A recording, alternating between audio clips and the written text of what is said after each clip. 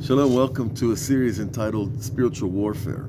We're starting with Torah 96 in Likutei Moharan, and Rabbi Nachman is going to take one important verse and transform it into a whole discipline of wisdom about spiritual work of the righteous. So it begins with the verse, Zomem Rasha Latzadik. The Rasha, the evil person, is plotting evil against the righteous. Horek anav shinav, and he's grinding his teeth at him. Hashem yishak lo, and God laughs at him.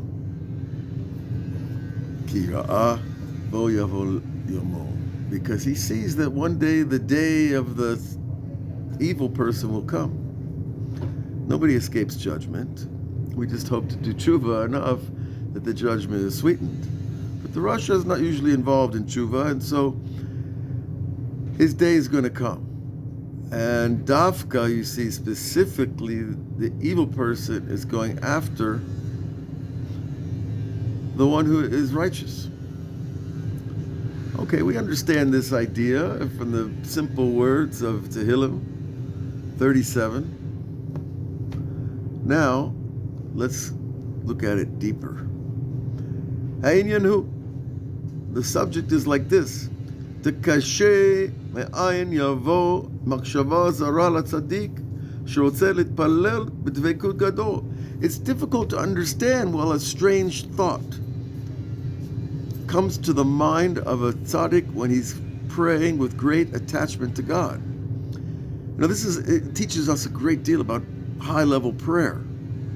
That when you're involved in high-level prayer and attachment to God, the thoughts that come through you are not just random thoughts. Halo, Amru Rabotenu, our sages taught. Haba le'ter ma'asein oto, the one who comes to purify himself, he receives help from heaven for that purification. And what's the chief place of purity? The mind. See, our mind is the channel to the upper worlds. Our mind is the vehicle of transcendence, if it's pure. And if it's not pure, well, then we're going to have to do the work to purify it, to actualize our potential as human beings. Now, of course, you can actualize your potential in many ways, and it doesn't have to be in transcendental activities. But this is the work of the tzaddikim, because when you enter those realms, you're not just going there because you're bored with the, Highway 95. You're going there because you're changing the world by doing so, and you're bringing down life force and fixing people's lives by doing so. Now, Ella inyanuki. So the subject is further like this: Ki me'eta shevira naflu nitzotzot mikol olamot. The time in the beginning of creation when the sparks of the divine fell. Now this is a whole huge piece of study in the Maseh Merkava, the workings of the chariot. But the light in the beginning was all simple, infinite being, all one. And yet when it fell, it contracted. And that process of contraction is called a fall, because the lights were no longer at their pristine original level. It's like you have a giant light bulb, and suddenly it fell and broke into a bunch of little light bulbs. They're still light bulbs, but they're much smaller and not nearly as powerful, and they hide the light. That was important because by hiding God's light, God was able to create free choice for man, who was yet to even exist at this time in creation. We're talking about a non-physical plane, obviously. And those sparks, those little capsules of the divine energy, fell from every world. Now, a world is defined by time, space, and intention. That's what a world is. It has a place, it has a time, and it has an intentional reality to its existence, a purpose.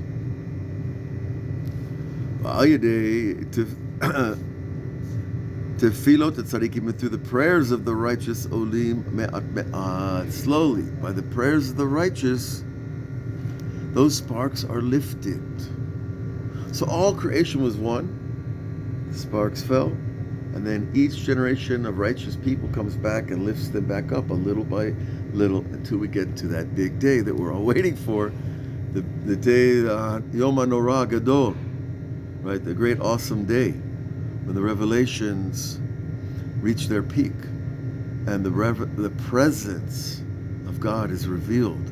And once the curtain's up, the show begins. We're still in the audience waiting for the beginning. So the prayers of the tzaddik raise them up madriga achar madriga, level after level. Tzaddik omed litpalel, and when this righteous people stand to pray, midabek atzmam lemidah shehu ba'ata, and they want to attach themselves to the level that they're getting to in the tree of life is a staircase of these powers. And you go from level to level, but in between each level there's an obstacle, and each level has its own peculiar light and its peculiar permutation of that energy.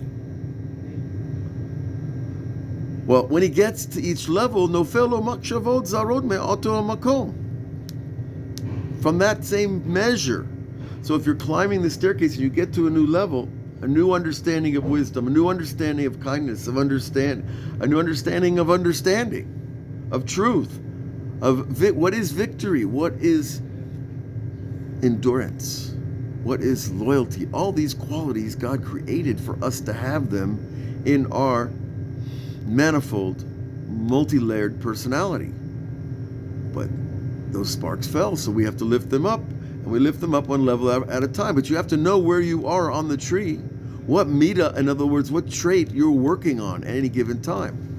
When you go to pray before God, you need to know if I'm an angry person, I need to work on anger. And if I'm a lazy person, I need to work on that, and et cetera, et cetera. Each person has to know what level he's on to fix it, and then he can move higher.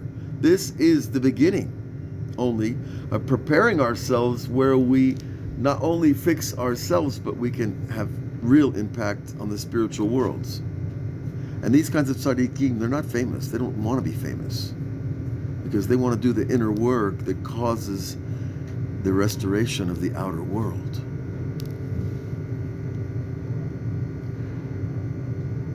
And so when this tzaddik comes to this level, and he knows what level he's at to fix,